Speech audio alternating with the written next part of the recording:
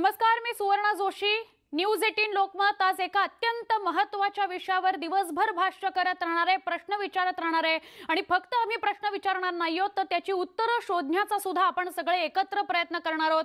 पालकांशी, विद्यार्थ्यांशी, तज्ञांशी आपण बोलूया आणि जो काही भविष्याविषयी जी एक आपण म्हणूया एक मर्यादा निर्माण झालेली ऑनलाईन शिक्षणामुळे जे प्रश्न निर्माण झाले त्याच्याविषयी आपण सविस्तर बोलणार आहोत. सुरुवातीला आपण काही घडामोडी बघूया, काही बातम्या बघूया. पुणे जिल्ह्यातील भोर तालुक्यामध्ये एक ऑनलाईन अभ्यासक्रमाकरता विद्यार्थ्यांनी गावाबाहेर रेंज येईल अशा ठिकाणी झोपडी उभारली होती. ही झोपडीच कुणीतरी अज्ञात समाजकंटकांनी पेटवून दिली. भोर तालुक्यातील नाटंबी गावात हा धक्कादायक प्रकार घडलाय. झोपडी पेटवणाऱ्या समाजकंटकांनी मुलांची पाठ्यपुस्तकं सुद्धा झोपडी बरोबर जाळून टाकली.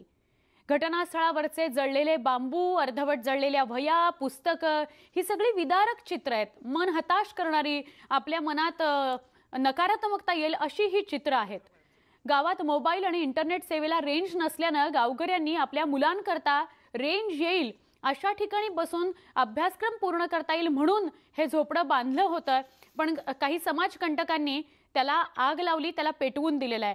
त्यानंतर जेव्हा ती मुलं तिथे पोचली आणि जळलेल्या झोपडीमध्ये आपली वह्या पुस्तकं ती बघू लागली तेव्हा त्यांना काय वाटलं असेल याची कल्पनाच आपण करू शकत नाही.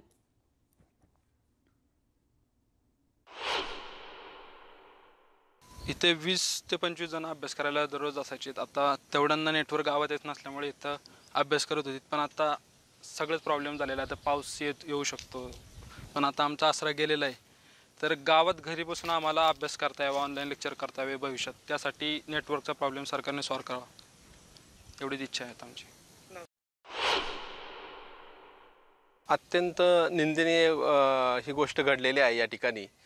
आणि नेटवर्क हा नसल्यामुळं ह्या ग्रामीण भागामध्ये आपण जे म्हणतो की पिढी घडली पाहिजे, शिक्षण झालं तरच पिढी घडू शकेल. परंतु ह्या ग्रामीण भागामध्ये जर नेटवर्कच नसेल तर आजच्या मुलांना ह्या पद्धतीनं अभ्यास करावा लागतोय.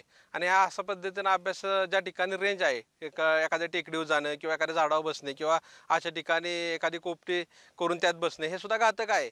परंतु आम्ही आज असं ठरवलं की ग्रामीण भागामधून आम्ही आमच्या वतीने आज शिक्षण मंत्र्यापर्यंत ह्या गोष्टी कानावर घालून की ह्या ग्रामीण भागामध्ये कसं नेटवर्क देता येईल, कसे टॉवर होतील, कशी रेंज येईल, घरामध्ये कसं नेटवर्क मिळेल या संदर्भात आम्ही प्रयत्न करणार आहोत. आपण आतापर्यंत बसंतीसाठी पाण्याच्या टाकीवर चढलेल्या वीरूला पाहिलेलं आहे. विविध मागण्यांकरता शोले स्टाईल आंदोलन करणारे अनेक सामाजिक कार्यकर्ते सुद्धा आपण बघितलेले आहेत. पण अकोल्यातल्या बोडखा या गावात पाण्याच्या टाकीच्या लोखंडी शिडीवर हातात पुस्तक घेऊन हे विद्यार्थी चढलेत. ते अभ्यासाकरता. खरंच अभ्यासासाठी ही मुलं इथे चढली आहेत, कारण ऑनलाईन शिक्षणासाठी अत्यावश्यक असलेली मोबाईल सेवा आणि मोबाईलसाठी आवश्यक असलेलं नेटवर्क फक्त त्या सगळ्या मुलांना या पाण्याच्या टाकीवर बसूनच मिळत आहे. कोरोनामुळे सध्या महाविद्यालयं बंद आहेत, ऑनलाईन शिक्षण सुरू आहे. पण बोडखा गावात मोबाईलला नेटवर्कच मिळत नसल्यानं विद्यार्थ्यांना पाण्याच्या टाकीची मदत घ्यावी लागते. ठराविक वेळेत विद्यार्थी इथं येऊन जीव धोक्यात घालून अभ्यास करतायत. त्यामुळे किमान त्यांच्या भवितव्यासाठी तरी मोबाईलचं नेटवर्क सुधारावं अशी या विद्यार्थ्यांची आणि त्यांच्या पालकांची मागणी आहे.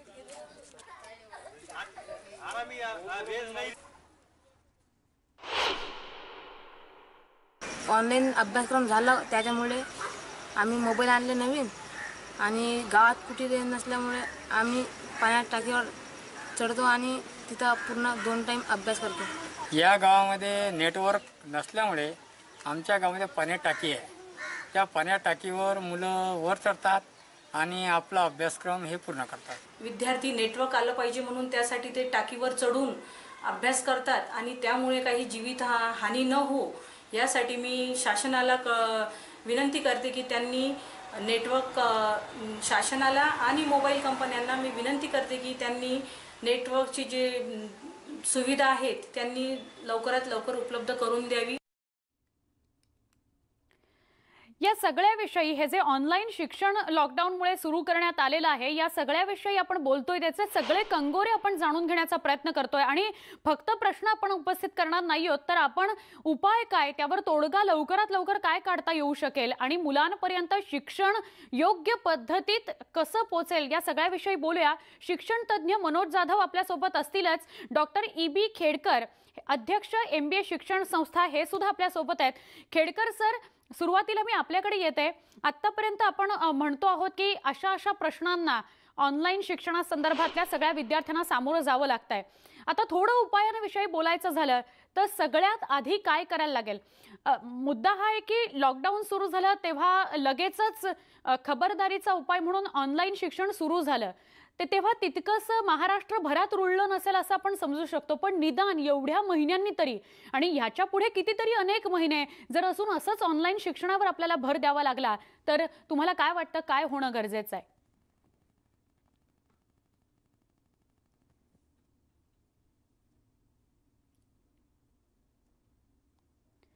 खेडकर सर, मी आपल्याकडे येते. मनोज जाधव, शिक्षण तज्ज्ञ, आपल्या सोबत आहेत. मनोजजी, आपलं स्वागत या चर्चेमध्ये. आपण सांगाल सुरुवातीला की शिक्षकांना आतापर्यंत म्हणजे जसे जसे विद्यार्थ्यांच्या प्रश्नांविषयी आपण बोलतोय तसंच शिक्षकांना सुद्धा काही अडचणी येत आहेत. सगळेच शिक्षक हे तितकेसे या ऑनलाईन शिक्षण पद्धतीसाठी रुळलेले होते असं नाही. मग ग्रामीण भागातले काय किंवा शहरी भागातले काय, अशा शिक्षकांना काय प्रश्न उद्भवले?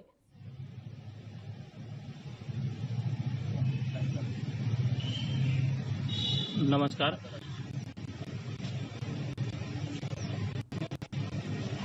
बोला मनोजजी.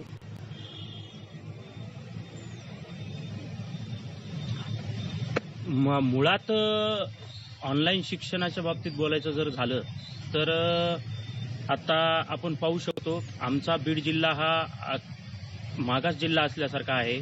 या ठिकाणी बहुतांशी गावामध्ये आज पण रेंजची सुविधा उपलब्ध नाहीये. त्यामुळे बरेचसे विद्यार्थी या शिक्षणापासून वंचित राहत आहेत. आता शिक्षकांना देखील विद्यार्थ्यांना कसं शिकवावं हा मोठा प्रश्न आहे. माझं एक मत असं आहे की ऑनलाईन शिक्षण हे गरीब आणि श्रीमंती अशी दरी निर्माण करणार आहे. म्हणजे आज सगळ्यांकडेच मोबाईल उपलब्ध आहेत असं नाहीये. त्यामुळं आपण काही समाजसेवी संस्थांनी सर्वे केला. सर्वेमध्ये त्यांनी असं निष्पन्न झालं की बऱ्याचशा विद्यार्थ्यांकडे मोबाईल नाही आहे. मग आता श्रीमंताच्या विद्यार्थ्यांकडे मोबाईल असल्यामुळे त्यांनी शिक्षण घ्यायचं आणि गरिबांच्या विद्यार्थ्यांकडे मोबाईल नाही त्याच्यामुळे त्यांनी शिक्षण घ्यायचं नाही का? म्हणजे ही गरीब श्रीमंती विषमता निर्माण करणारी ही ऑनलाईन शिक्षणाची प्रणाली आहे. ती मी या विचाराचा आहे की ऑनलाईन शिक्षणच बंद करून टाकलं पाहिजे आणि जे आता शासन शिक्षकांना पगार देत आहे ती पगारही स्टॉप केली पाहिजे.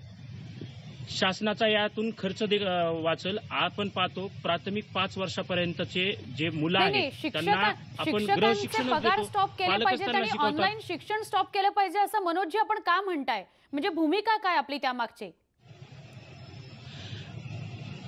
माझी भूमिका हीच आहे. मी प्राथमिक शिक्षणाच्या बाबतीत बोलतो की प्राथमिक शिक्षणाच्या बाबतीत बोलत असताना आपण लहान मुलांना 5 वर्षापर्यंत घरीच शिक्षण देतो. आता शासनाचं ह्या ऑनलाईन शिक्षण कितीपणे प्रभावी आहे हे कुणीच सांगू शकत नाही.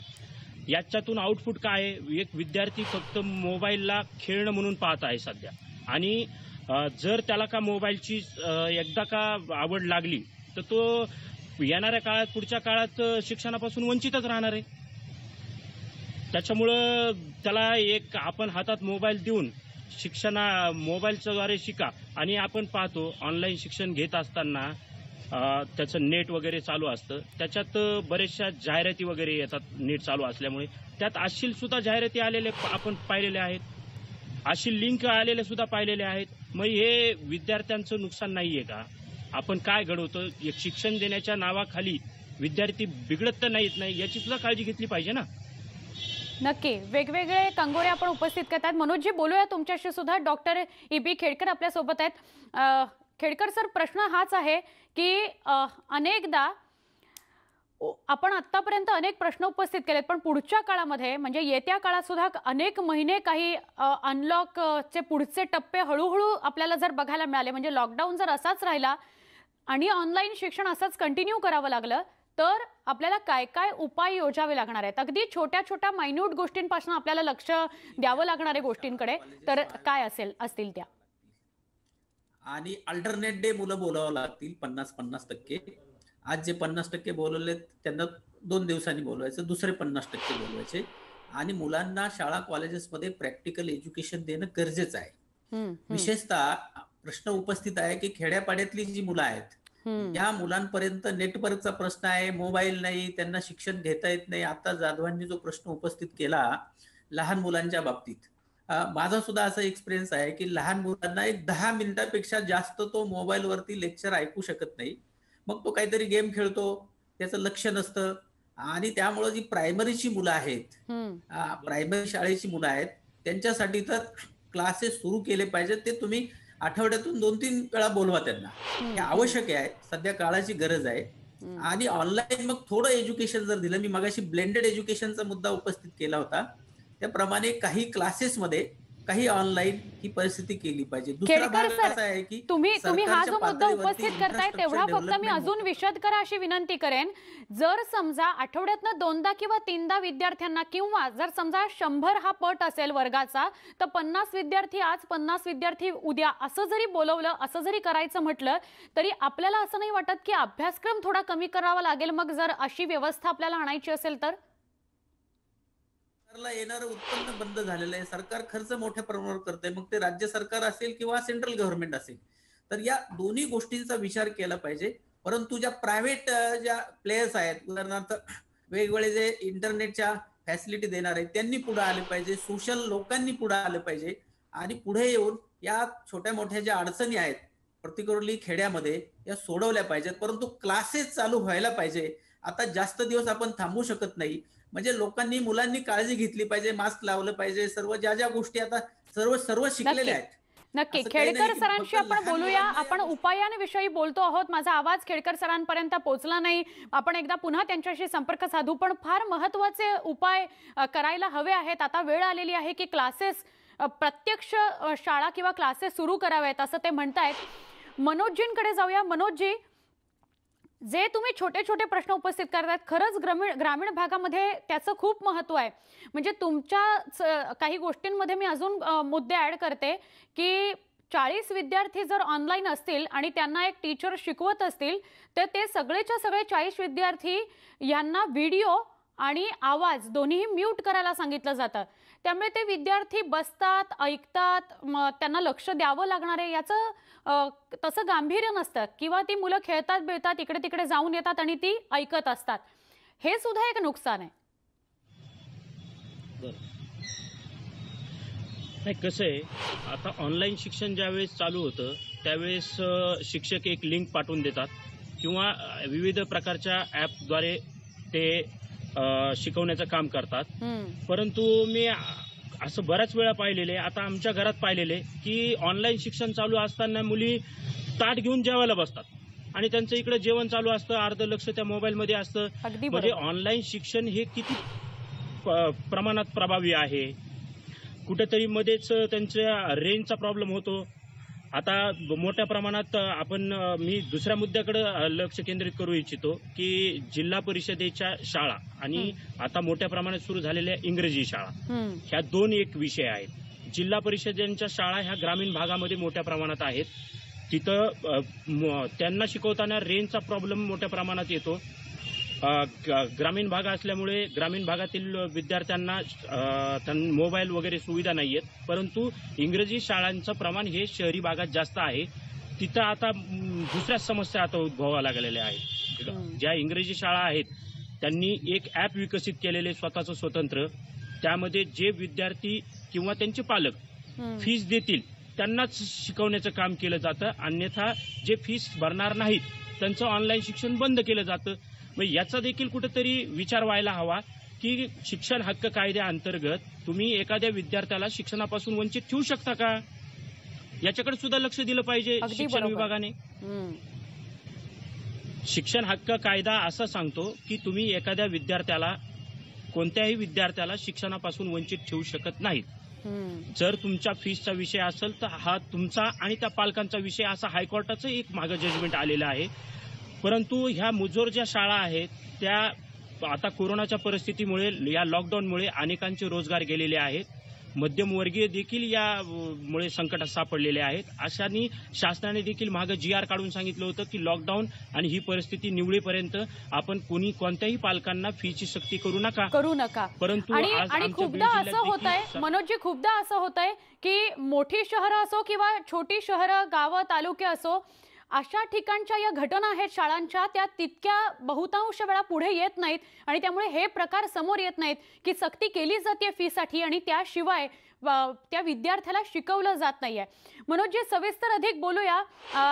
खेडेकर सर सुद्धा आपल्यासोबत आहेत, त्यांच्याशीही संवाद साधूया. एक छोटासा ब्रेक घेणार आहोत. अत्यंत महत्त्वाच्या विषयावर न्यूज 18 लोकमत बोलत आहे, बोलत राहणार आहे, प्रश्न विचारणार आहे आणि उत्तरं सुद्धा शोधण्याचा आपण सगळे एकत्र प्रयत्न करणार आहोत. एक छोटा ब्रेक.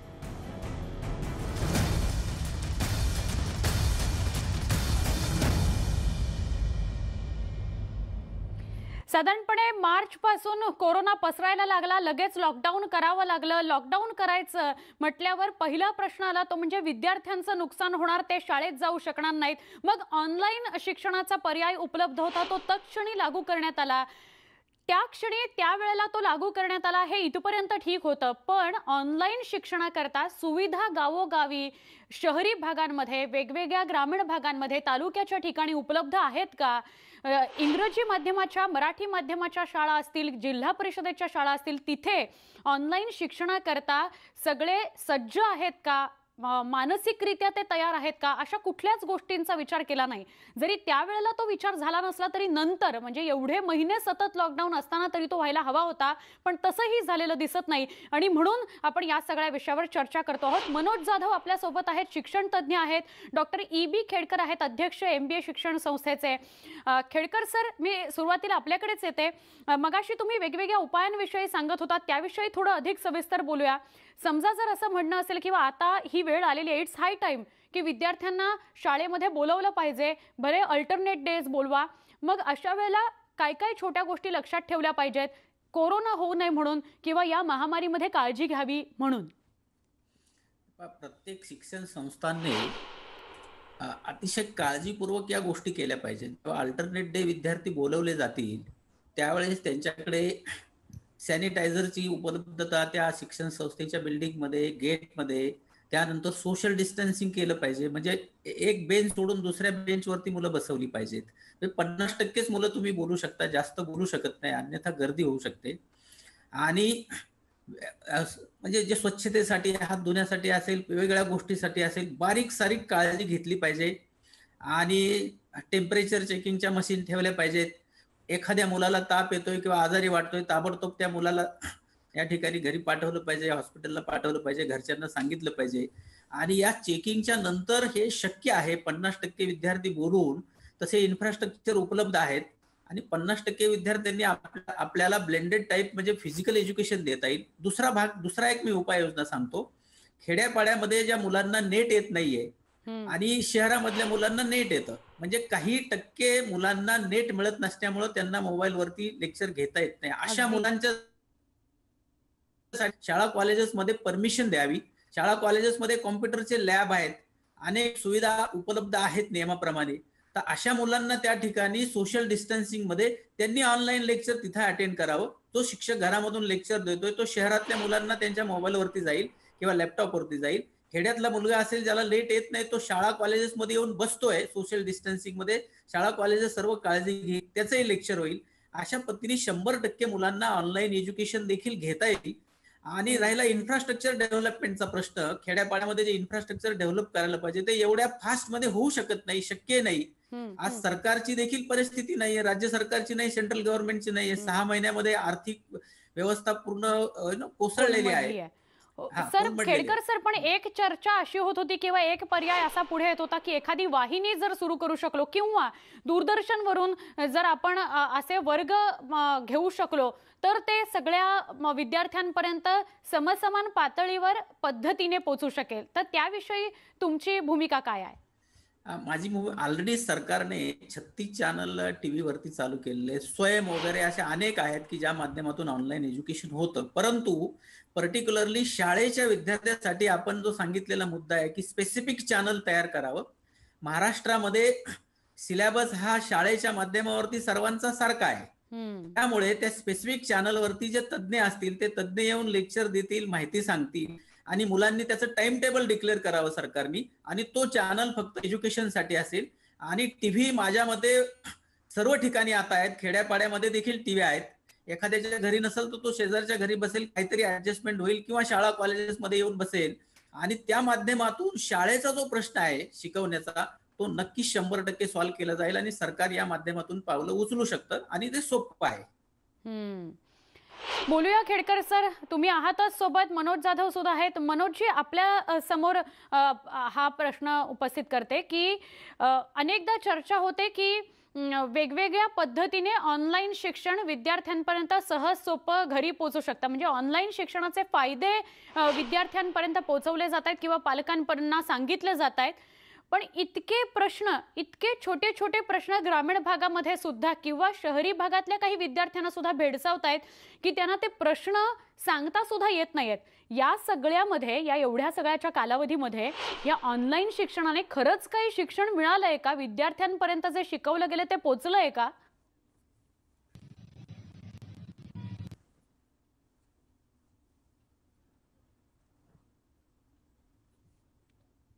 मनोजजी.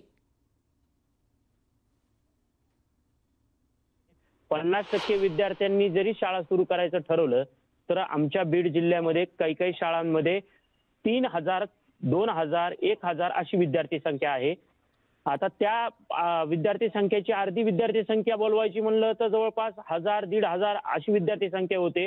आणि 50% बोलवायचं म्हणलं तर आपण पाहतो आज आपण या कोरोनाच्या विषाणूच्या संसर्गामध्ये आपण फिरत असताना आपल्या सुद्धा नकळत लक्षात राहत नाही आपण कुठं हात लावतो, आपण कुठं कुणाशी भेटलो.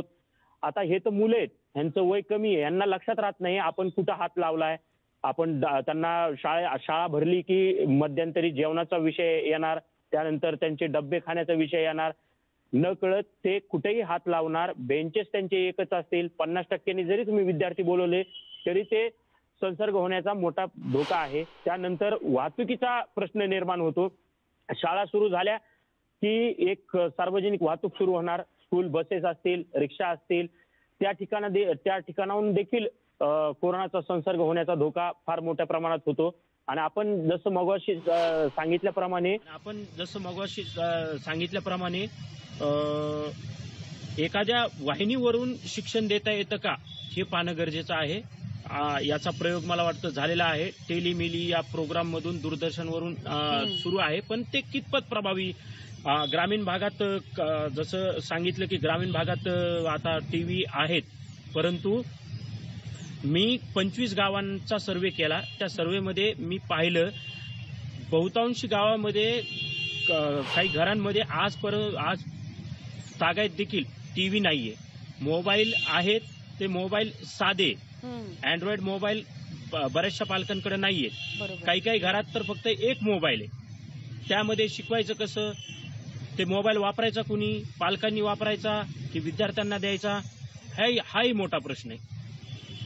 असे छोटे छोटे प्रश्न या ठिकाणी आहेत जे की शासनाने व्यवस्थित समजून घेतले पाहिजेत, याच्यावर उपाययोजना केली पाहिजे.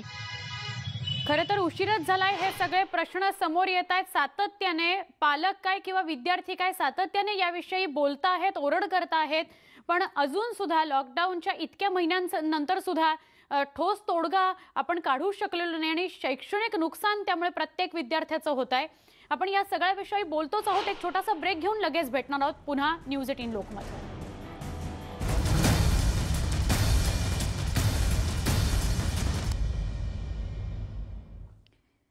बुलेटिनमध्ये पुन्हा एकदा स्वागत. ग्रामीण भागातील शिक्षण प्रणालीवर कोरोना महामारीमध्ये विपरीत परिणाम झालेला आहे.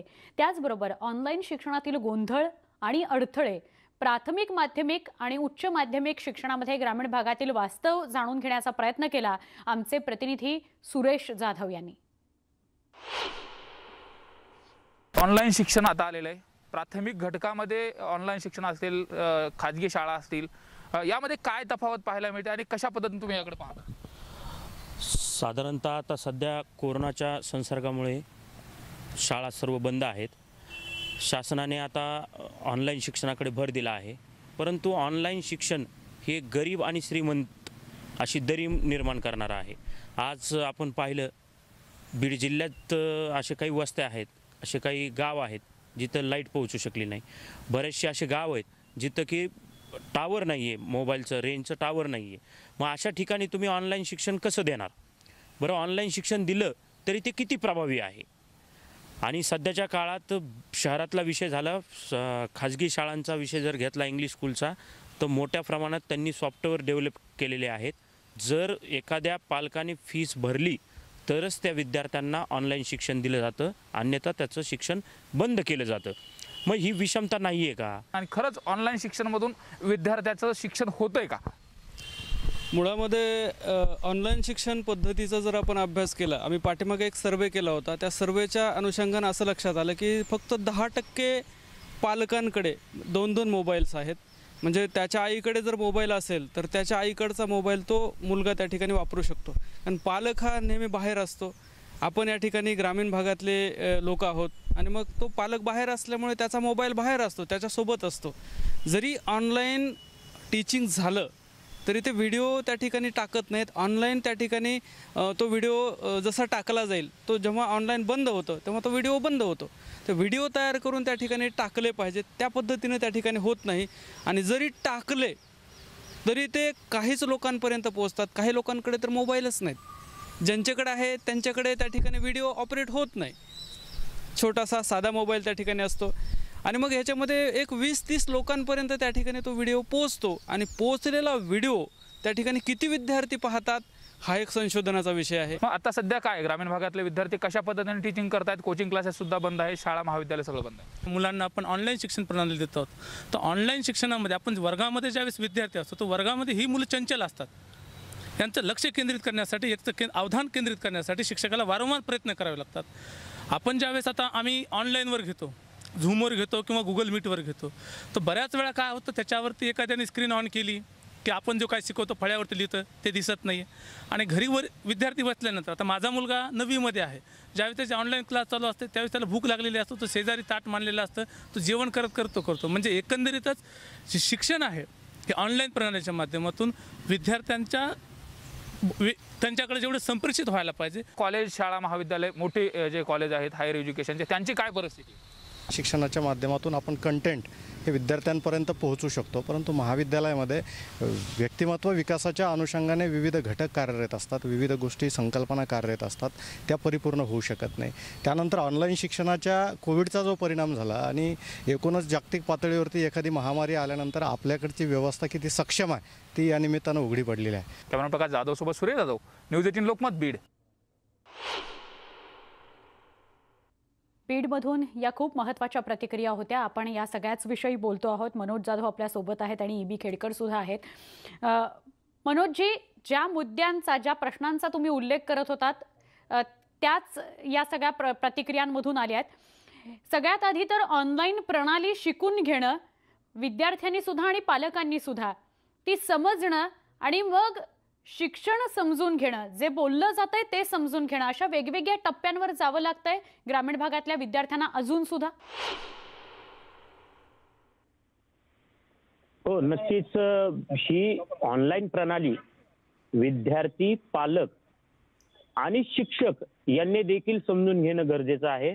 आपण पाहतो जिल्हा परिषदेच्या शाळांमध्ये जे शिक्षक शिकवत आहेत त्यांना एक प्रकारे समजा शासनाने भरती करून घेतलेलं आहे. त्यांच्या क्वालिफिकेशनवरती मी जात नाही, परंतु आज मोठ्या प्रमाणात राज्यामध्ये इंग्रजी शाळांचं पेव फुटलेलं आहे. त्या शाळांमध्ये जे शिक्षक शिकवत आहेत त्यांचं क्वालिफिकेशन काय आहे 12वी पास असलेल्या विद्यार्थ्याला, एखाद्या इसमाला तुम्ही तिथं शिक्षक म्हणून नेमता आणि त्यांना सांगता की तुम्ही या विद्यार्थ्यांना शिकवा, तर त्या शिक्षकाला तरी ज्ञान आहे का? ज्ञान आहे का विद्यार्थ्यांना शिकवण्याचं? त्यांना देखील ऑनलाईन शिक्षण कसं द्यावं हे अगोदर शिकवलं पाहिजे. त्यानंतर आपण विद्यार्थ्यांचा विचार करू शकतो. आणि विद्यार्थी तर मी जसं उल्लेख केला, मोबाईलला फक्त एक खेळणं म्हणून पाहत आहेत. ते प्रभावीपणे त्यातून शिक्षण घेत नाहीयेत. त्यामुळं त्यांच्या पालकांना देखील ऑनलाईन शिक्षण कसं दिलं पाहिजे आणि तुमच्या मुलाचं तुम्ही घरी बसल्या तुमच्या मुलाकडून ऑनलाईन शिक्षणाच्या बाबतीत कसं शिकून घेतलं पाहिजे हे देखील पालकांच्या शाळांनी मीटिंग्स वगैरे घेऊन त्यांना ते कळवलं पाहिजे. हे यात गरजेचं आहे. आता बीड मी जिल्ह्यात आपल्याच चर्चेतला मुद्दा खेडकर सरांकडे घेऊन जाते. खेडकर सर, ऑनलाईन प्रणाली शी जे यूज टू आहेत त्यांच्यासाठी फार मोठा बदल नव्हता हा, पण ज्यांनी ऑनलाईन प्रणालीवर कधी शिक्षणच घेतलेलं नाही किंवा असंही काही व्यवस्था असते हेच बघितलेलं नाही, त्यांच्यासाठी मात्र खूप आव्हानांचा डोंगर उभा राहिला. आणि त्यामुळे एक भीती, मानसिक खच्चीकरण, त्यात शिकून घ्यायचंय हे एक सतत असलेलं डोक्यात किंवा तो असलेला एक ताण, असे प्रश्न जसे विद्यार्थी आणि पालकांना पडले तसे ते शिक्षकांना सुद्धा पडले जे ऑनलाईन प्रणालीशी यूज टू नव्हते. याच्यामध्ये 2 प्रकारचे विद्यार्थी आहेत. एक महाविद्यालयीन विद्यार्थी आहे आणि एक शाळेचा विद्यार्थी आहे, प्रायमरी शाळेचा. जिल्हा परिषदची शाळा आणि इंग्लिश मिडियमच्या शाळा किंवा महाविद्यालय शहरामधले, तर 2 प्रकारचे शिक्षक आहेत, 2 प्रकारचे विद्यार्थी आहेत. जे शिक्षक महाविद्यालयामध्ये शिकवतायत किंवा इंग्लिश मिडियमच्या शाळामध्ये शिकवतायत, यांनी उल्लेख केला, अशा शिक्षकांनी लॉकडाऊनच्या एक 15-20 दिवसानंतर ताबडतोब कोपअप केलं आणि ते ट्रेन आहेत. आजच्या डेटला महाविद्यालयीन शिक्षक किंवा इंग्लिश मिडियमचे शिक्षक सुद्धा मी पाहिले, ते ट्रेन आहेत, ते चांगले शिकू शकतात. मग जिल्हा परिषद शाळा असतील किंवा खेड्यापाड्यामध्ये जे ज्यांचं वय जास्त झालेलं आहे, ज्यांना कॉम्प्युटरचं ज्ञान नाहीये किंवा थोडंफार ज्ञान आहे, मग त्यांना गुगल मीट मधून जायचंय का, झूम मधून जायचंय का, वेब एक्स मधून जायचं का, वेगवेगळ्या प्रणाली आहेत. त्यातून एज्युकेशन देणं थोडंसं अवघड आहे, कारण त्यांनी ट्रेनिंग घेणं गरजेचं आहे. तरी सुद्धा मॅक्झिमम प्रमाणामध्ये या शिक्षकांनी देखील मेहनत घेऊन ट्रेनिंग घेतलेली आहे असं दिसतंय. सर, फक्त एकच प्रश्न, या सगळ्यामध्येच उच्च शिक्षण घेणारे जे विद्यार्थी आहेत त्यांच्याविषयी सुद्धा काही स्पष्ट करता येईल का थोडक्यात? उच्च शिक्षण घेणारे विद्यार्थी जे आहेत यांच्या बाबतीत ऑनलाईन एज्युकेशनची एवढी अडचण नाही. अडचण कुठं आहे? जो विद्यार्थी खेड्यामध्ये आहे, ज्याच्याकडे मोबाईल नाहीये, ज्याच्याकडे नेटवर्क नाहीये, अशा विद्यार्थ्याला अडचण येते. परंतु तो स्वतः ट्रेन असतो, कारण उच्च शिक्षण घेईपर्यंत त्याच्याकडे कुठंतरी मोबाईल आलेला असतो, मित्राचा मोबाईल असतो, त्याला सर्व माहिती असते. पण खेड्यातल्या मुलाकडे मोबाईल नाहीये, एखादा गरीबाचा विद्यार्थी आहे, त्याच्याकडे मोबाईल नाही, लॅपटॉप नाही, तिकडे नेट नाही, त्याची अडचण झालेली आहे. साधारण 70 ते 80% मुलं उच्च शिक्षणामध्ये अतिशय चांगल्या पद्धतीने एज्युकेशन घेत आहेत. स्वतः लेक्चर. नक्की सर, आपण या सगळ्याविषयी बोलतोच आहोत. एक छोटासा ब्रेक घेऊ, लगेच भेटणार आहोत. पहा फक्त न्यूज 18 लोकमत.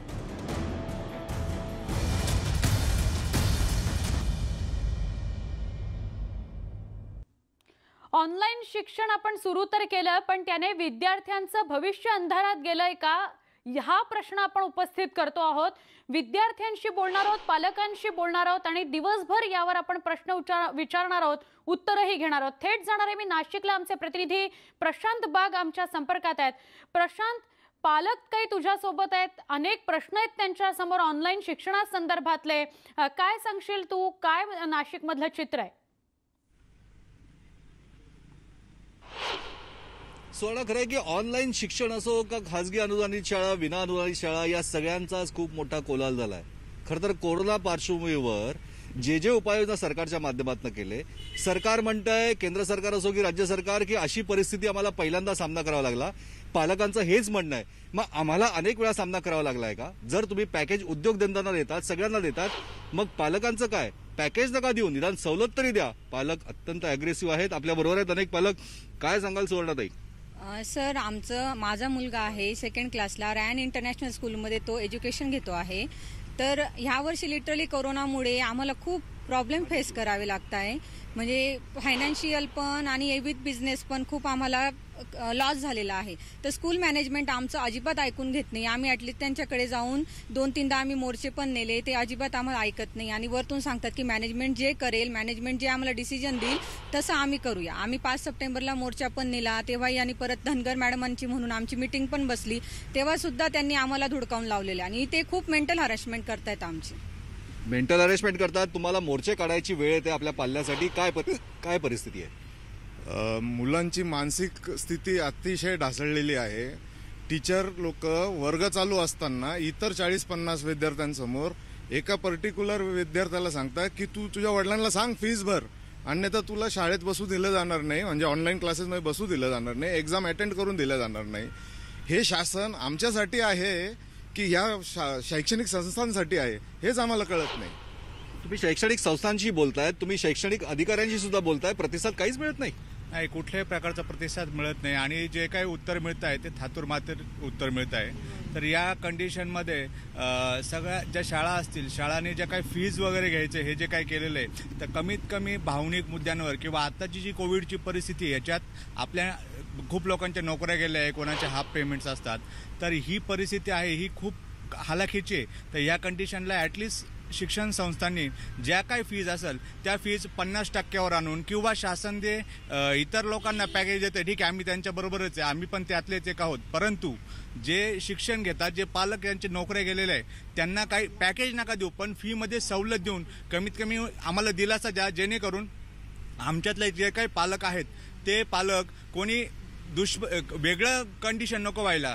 उद्या असं नको व्हायला की शेतकऱ्यांच्या आत्महत्या होता, बाकीच्या लोकांच्या आत्महत्या होता, पालक सुद्धा जर फी भरू नाही शकले तर त्यांच्या आत्महत्या होतात. जर अत्यंत धक्कादायक खरं तर वक्तव्य तुम्ही केलेलं आहे. खरोखर अशी परिस्थिती आहे की आपलं कुटुंब सांभाळण्यासाठी, आपल्या मुलांच्या उज्ज्वल भविष्यासाठी हताश झालेले पालक अशा प्रकारे नैराश्याचं पाऊल उचलू शकतात. अगदी बरोबर आहे. आत्ताची ही कोविड परिस्थिती जर बघितली तर सगळेच जणांना ह्या गोष्टीचा फटका बसला आहे. तर आमचं म्हणणं हे आहे की जर शासनाने आणि जर संस्था चालकांनी पालकांचं म्हणणं जर व्यवस्थित ऐकून घेतलं नाही तर कदाचित ही परिस्थिती दूर राहणार नाही आणि त्याचा काही परिणाम होण्या अगोदर जर व्यवस्थित पाऊल उचलले तर निश्चितपणे आपण याला थांबवू शकू. म्हणून शासनाने व संस्था चालकांनी पालकांचं जे म्हणणं आहे त्याची दखल घेण्यात यावी. आत्ता जी परिस्थिती अशी आहे की जी तुम्ही सेवा देत आहात तुम्ही फक्त त्या आधारावर पालकांकडनं फी घ्यावी. बाकीच्या ज्या इतर फीज आहे म्हणजे miscellaneous fee, computer fee, lab fee, activity fee ज्याचा उपभोग कुठलाही विद्यार्थी घेत नाही आहे अशा फीज तुम्ही घेण्यात येऊ नये. त्याचबरोबर ट्युशन फी जी आहे ती सगळ्या पालकांचं म्हणणं आहे की ही परिस्थिती जर बघितली तर ती कमीत कमी 40 ते 50% घेण्यात यावी की जेणेकरून पालकांना देखील दिलासा मिळेल व अनर्थ जो होणार आहे तो टळेल. तर अनर्थ टळू शकतो. ज्ञानदान खरं तर हे पवित्र काम, पण याच ज्ञानदानाचं जे काम शैक्षणिक संस्था करतात, शिक्षण देतं किंवा शैक्षणिक व्यवस्था आपल्या सरकारची, हा बाजार झालाय. खरोखर बाजार झालेला आहे. आपण बघता आहात की गेल्या यांचा जर इतिहास काढला तर आजपर्यंत कुठलीही संस्था ही तोट्यात नसेल हे 100% खरं आहे. कितीच लोकांकडून हे पैसे उकळत आहेत, मोठ्या मोठ्या प्रमाणामध्ये फीज घेत आहेत. आणि आज कोविडच्या सिच्युएशनमध्ये जेव्हा वेळ आलेली आहे अशी की लोकांना सहकार्य करण्याची, विद्यार्थ्यांना आज इतक्या वर्षापासून ते आपल्या शाळेत शिकतायत तर काहीतरी ज्ञानाबरोबरच काहीतरी देण्याची ही जी दानत हवी ती दानत त्यांच्यामध्ये दिसत नाही. आणि एक बाजार जो झालेला आहे या बाजाराच्या माध्यमातून निश्चितपणानं फक्त पैसे उकळणे हा एकमेव धंदा आता या ज्या शाळा आहेत प्रायव्हेट शाळा त्यांनी लावलेला आहे. आता जर तुम्ही बघाल तर प्रायव्हेट शाळांना खऱ्या अर्थानं आंदोलन जे आहे ना हे सरकारनेच दिलेलं आहे. आणि प्रायव्हेट शाळा चालवतो कोण? Charitable trust. आता ह्या चॅरिटेबल ट्रस्ट त्यावेळी ज्यावेळी काहीतरी शाळा सुरू करायची त्यावेळेस यांना सुद्धा माहिती द्यावी लागते की आम्ही चॅरिटेबल ट्रस्ट म्हणून शाळा चालवण्यास समर्थ आहोत, आमच्याकडे इतके कोटीची मानधन आहेत, आता आमच्याकडे पैसे आहेत तेवढे उपलब्ध, आणि जर आहेत तर मग ते पैसे आता कुठे गेले असा आमचा प्रश्न आहे. नक्कीच, म्हणजे अनुदानित आणि विना अनुदानित या ताई जरा पुढे हा सगळा प्रश्न तितकाच तेवत असतो. एक घर चालवणं, एक कुटुंब चालवणं जितकं म्हणजे संसाराचं चाक हे दोघंही जण चालवतात, नवरा आणि बायको. आपल्या मुलांचं भविष्य प्रत्येकाला आवश्यक असतं, पण या अशा परिस्थितीमध्ये ऑनलाईन एज्युकेशन मोबाईल मुलांच्या हातात गेलेला आहे. काय सांगाल? ॲक्च्युली या ऑनलाईन याच्यामुळे मुलांवरती खूप वाईट परिणाम होत आहे, कारण कंटिन्यू मुलं मोबाईलवरती असतात. ते ज्यांची परिस्थिती नाही अशा पॅरेंट्सनी सुद्धा लॅपटॉप घेतलेले आहेत की रेंटवरती, म्हणजे बेसिकवर 1000 रुपये पेमेंट करून त्यांनी लॅपटॉप घेतले. म्हणजे आर्थिक परिस्थिती खूपच खराब झाली आहे. आणि मुलांचं कंटिन्यू ते मुलं लॅपटॉपवर असतात, त्यांना डोळ्यांचे प्रॉब्लेम्स तयार होतात, मुलं ऐकत नाही पॅरेंट्सच्या काही गोष्टी. तर माझं एवढंच म्हणणं आहे शासनाला की तुम्ही प्लीज पॅरेंट्सची गोष्ट ऐकून घ्या आणि पॅरेंट्सला पण हेल्प करा. मला एवढंच म्हणायचं आहे. नक्कीच. खरं तर ही गोष्ट शाळेनं गांभीर्याने घ्यायला पाहिजे होती की पालकांशी संवाद साधणं सगळ्यात महत्त्वाचं होतं. काय सांगाल? नक्कीच पालकांशी त्यांनी संवाद साधायला पाहिजे होता आणि ते डायरेक्टली विद्यार्थ्यांना सांगतात ते फी भरा, ते न करता पालकांशी बोलायला हवं होतं. आणि मोबाईलमुळे मुलं हे झालेत, मोबाईल म्हणजे अवघ्या ताई थोडं पुढे अवघ्या काही महिन्यापूर्वीच आपल्याच मुलांना मोबाईल पासून दूर राहा असं सांगणार आहे तुम्ही. आज मोबाईल तुम्ही स्वतःच त्यांच्या हातात देताय. हा नाईलाज झालाय. हो सर, नाईलाज झालेला आहे. कारण आम्हाला परिस्थितीच तशी आलेली की आता मोबाईल त्यांच्या हातात देणं भागच झालेलं आहे. ऑनलाईन क्लासेससाठी तर मोबाईल देणंच आहे त्यांना. हो, पण मग मोबाईल त्यांच्या हातात दिला तर त्याचे दुरुपयोग सुद्धा होत आहे. हो नक्कीच. कारण मोबाईलमुळे जेव्हा मुलं यूट्यूबवर जायला लागले, काही ॲप हे करायला लागले, त्याच्यामुळे त्यांच्यावर दुष्परिणाम व्हायला लागलेले आहे. आणि मोबाईल जर त्यांच्या हातात नाही दिले तर ते अक्रस्ताळेपणा करायला लागलेले आहे. नाही मला लागतोच आहे, माझा ऑनलाईन क्लास आहे हे असं सांगून त्यांनी आमच्याकडून मोबाईल घेतच असतात. म्हणजे यामुळे संघर्ष नुसता शैक्षणिक संस्थांची नाही तर यामुळे संघर्ष तुमचा शाळांशी सुद्धा, व्यवस्थापनाशी वाढलाय आणि कुटुंबामध्ये सुद्धा संघर्ष सुरू झालाय. हो, मुलं म्हणतात आम्ही ऑनलाईन लेक्चर करतो, पण त्याच्या नावाखाली ते पबजी खेळतात, गेम खेळतात, यूट्यूबवर वेगवेगळ्या वेबसाईट बघतात. जे शाळेच्या चांगल्या मार्गासाठी आपण मोबाईल हातात दिले त्याचा दुरुपयोग होतोय. आणि मी सुद्धा कामं करता करता मुलांना शिकवत असता, कभी गॅस बंद कर दो, कभी हे करो, आणि लेक्चरमध्ये तेच चालू असतं त्यांचं. म्हणजे जे टीचर्स शाळेमध्ये मुलांना शिकवतात ते सुद्धा अशा प्रकारेच त्यांचं चालू असतं की एकाच वेळेस म्हणजे की शिक्षण द्यायचं, आणखी स्वतःचं कौटुंबिक काम करायचं, मग इतरांना चाप का. दादा काय सांगाल? सध्याची परिस्थिती खूप भयावह आहे आणि ह्या परिस्थितीमुळं पालकांची जी आर्थिक परिस्थिती अगदी खालावलेली असताना ज्या शैक्षणिक संस्था ज्या आहे या एक प्रकारची पिळवणूक करताय, यांच्यामध्ये माणुसकी नावाचा प्रकारच राहिलेला नाहीये. या फक्त आणि फक्त पिळवणुकीसाठी तयार झालेल्या संस्था आहे. तुम्ही वारंवार संघर्ष करताय, शैक्षणिक संस्थांना साकडं घालताय, शिक्षणाधिकाऱ्यांकडे जाताय, चीड येते का? खूप चीड येते. कधी कधी असं वाटतं की हे शिक्षण खरंच गरजेचं आहे का. एकतर आज तुम्ही बघताय का सरकारी नोकऱ्या शिल्लक राहिलेल्या नाही, देत नाही वेळेवर, परीक्षा नाही, परीक्षा झाल्या तरी त्याचा रिझल्ट नाही, रिझल्ट झाला तरी त्याला नोकरी नाही. आणि मग त्यात तुम्ही इतक्या जबरदस्तीने शिक्षण म्हणजे हाच तुमचा व्यवसाय झालेला आहे. नक्की दुसरा व्यवसाय तुमच्याकडे आज शिल्लक राहिलेला नाही, शिक्षण देणं आणि त्यातून पैसे कमवणं. नक्की. सुवर्ण आपण बघतोय की बेरोजगारी भीषण समस्या समोर आहे. शैक्षणिक संस्थांना चाप कोणाला नाही का? आत्महत्या करतील पालक, अशा प्रकारचं वक्तव्य नैराश्यातनं पालकांचं यायला लागलंय. सुवर्ण नक्की. धन्यवाद प्रशांत. आपण सविस्तरपणे पालकांशी संवाद साधलात. पालक सातत्याने तक्रार करत आहेत आणि त्या तक्रारी काय आहेत, त्याचं निवारण कसं करायचं म्हणून न्यूज 18 लोकमत ही मोहीम राबवत आहे. बुलेटिनमध्ये इथेच थांबतो. काही क्षणात ताज्या घडामोडींसह आणि डिस्कशनसह लगेच भेटतोय. पहा फक्त न्यूज 18 लोकमत.